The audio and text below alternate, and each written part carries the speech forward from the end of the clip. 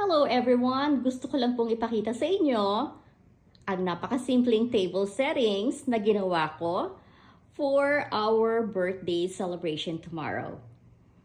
It's one of our friends' birthday, Sisterly Joyal. Actually, her birthday was February 23rd.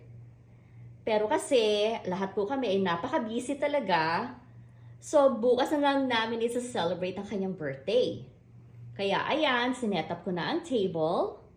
At syempre, right after ng celebration namin, meron syempreng cake. So ayan, naka-ready na rin ang cake stand na gagamitin namin.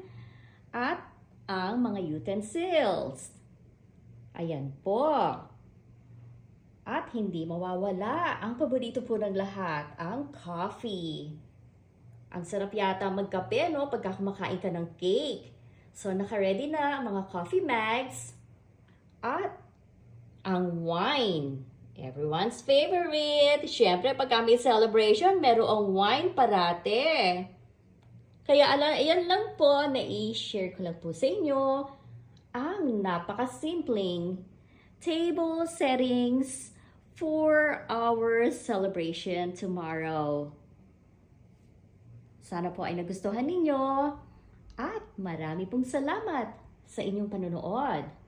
Don't forget to subscribe to my YouTube channel. See you guys later. Bye!